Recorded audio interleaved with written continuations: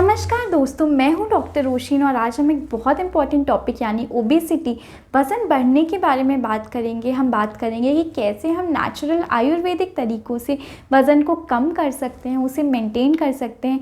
Video को skip किए बिना पूरा देखिएगा और वीडियो शुरू करने से पहले अगर आपने मेरे चैनल को सब्सक्राइब नहीं किया है तो सब्सक्राइब ज़रूर कर दीजिएगा। तो चलिए बिना किसी देरी के शुरू करते हैं आज का वीडियो।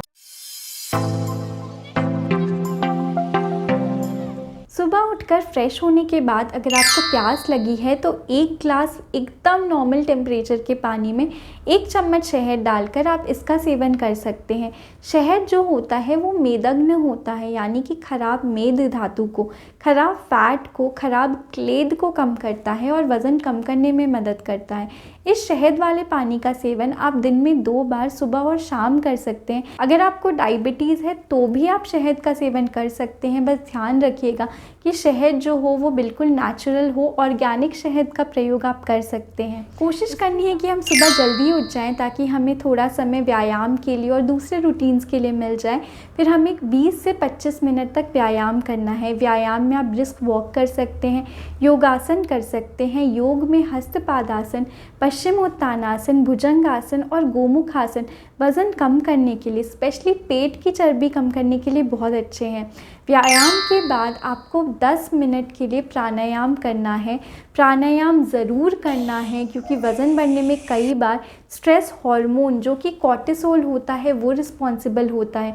प्राणायाम की जो प्रक्रिया होती है वो इस कॉर्टिसोल लेवल को कम करती है, इसलिए वज़न को मैनेज करने में मदद करती है।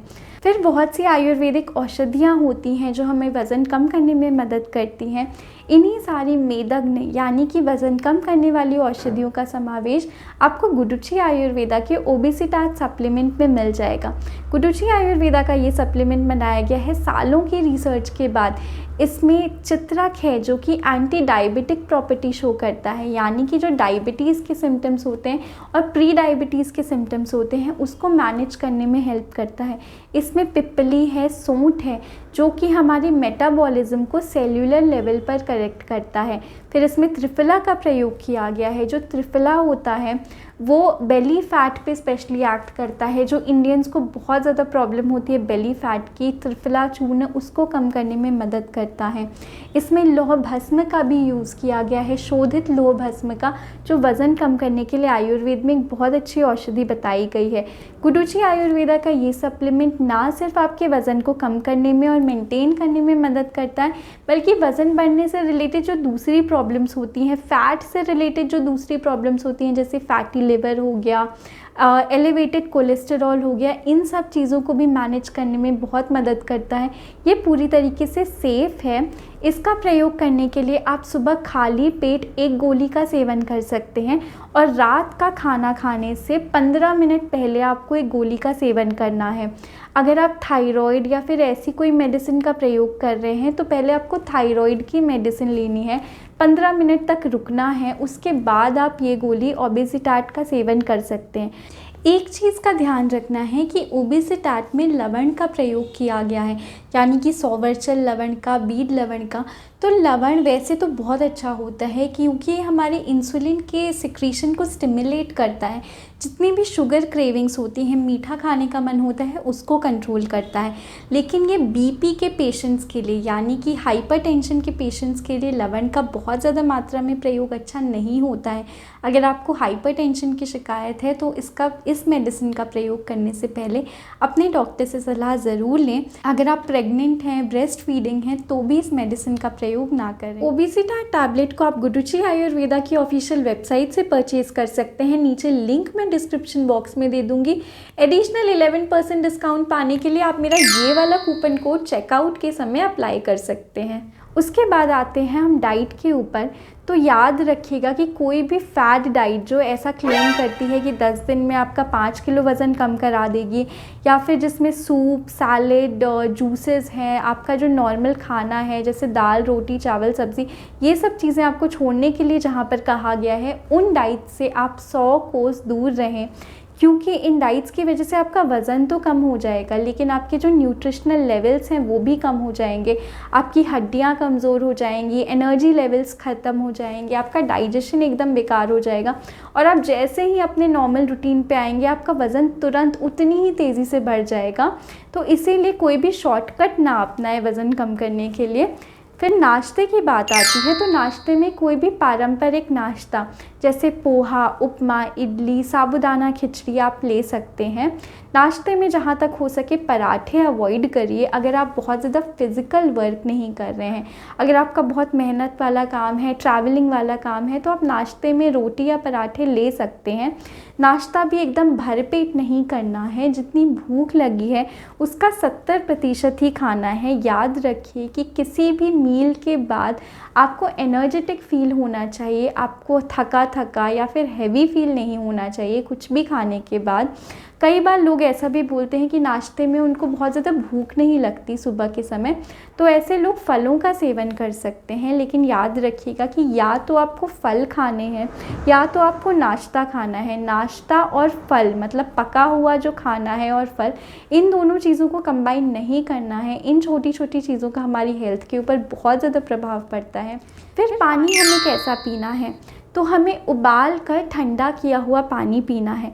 सुबह उठते ही जितना भी पानी आप दिन भर में पीते हैं, जैसे अगर आप 2 लीटर पानी दिन भर में पीते हैं तो 2 लीटर पानी आप गैस के ऊपर चढ़ा दीजिए, उसमें 2 ग्राम सौंठ का चूर्ण डाल दीजिए उबालते समय। याद रखिएगा अदरक का इस्तेमाल नहीं करना है, सौंठ का ही इस्तेमाल करना है।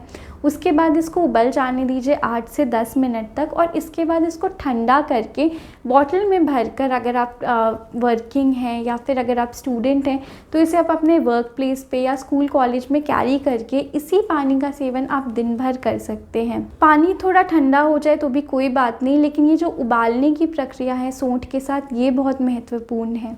फिर बात आती है लंच और डिनर की।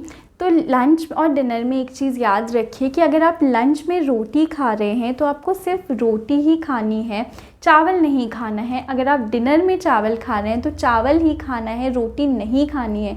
कहने का मतलब है कि चावल और रोटी को, यानी कि 2 तरह के अनाज को एक साथ मिक्स करके नहीं लेना है।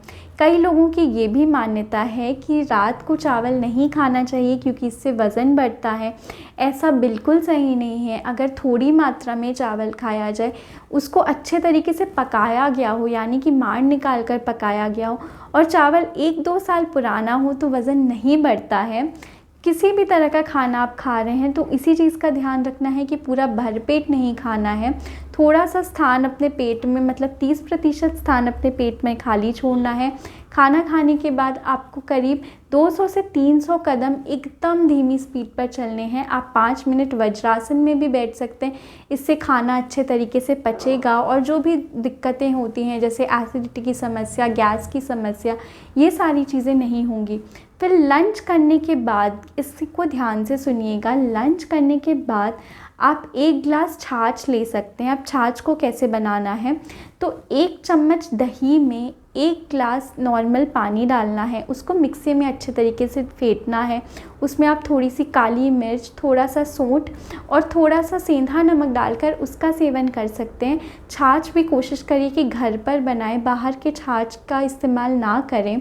डिनर करने के बाद आप छाछ का प्रयोग ना करें। डिनर करने के बाद आप सौंफ के कुछ दाने चबा सकते हैं जो डाइजेशन में बहुत ज़्यादा मदद करेगा। फिर जितने भी तरह के प्रोसेस्ड फूड होते हैं, जंक फूड होते हैं, बहुत ज़्यादा भुने तले पदार्थ होते हैं, इन चीज़ों का सेवन आपको कम से कम करना है।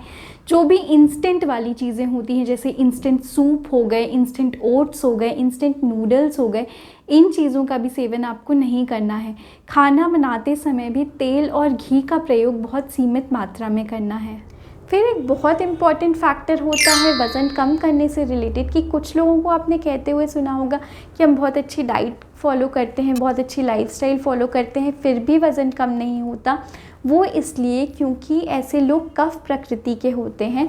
कफ प्रकृति के लोगों के लिए वज़न कम करना बहुत डिफ़िकल्ट होता है, लेकिन अगर वो लोग भी एकदम धैर्य से, एकदम डिसिप्लिन से अच्छी लाइफस्टाइल का पालन करेंगे, अच्छी डाइट का पालन करेंगे, तो वज़न भले ही धीमे धीमे कम हो, लेकिन वज़न बढ़ने से रिलेटेड जो दूसरी समस्याएं होती हैं, जैसे पीसीओडी होता है महिलाओं में, फैटी लिवर होता है, उसके बाद घुटनों में दर्द होने लगता है, वो चीज़ें आप बहुत हद तक कम कर सकते हैं। फिर अगर आपको कोई भी हार्मोनल इशू है, जैसे हाइपोथायरॉयडिज्म है या फिर पीसीओडी है जिसकी वजह से वज़न बढ़ रहा है, तो इन चीज़ों को भी मैनेज करना बहुत ज़रूरी है। इन चीज़ों को अच्छे तरीके से मैनेज करने के लिए अपने आयुर्वेदिक डॉक्टर से सलाह ज़रूर लें। उम्मीद करती हूँ ये वीडियो आपको पसंद आया होगा। इस तरह के और हेल्पफुल वीडियोस देखने के लिए इस वीडियो को लाइक करना, शेयर करना और नीचे कमेंट करना मत भूलिए कि आगे आप कौन से टॉपिक्स पे वीडियो देखना चाहेंगे। मेरे चैनल को सब्सक्राइब ज़रूर करिएगा। मिलती हूँ आपसे नेक्स्ट वीडियो के साथ। धन्यवाद।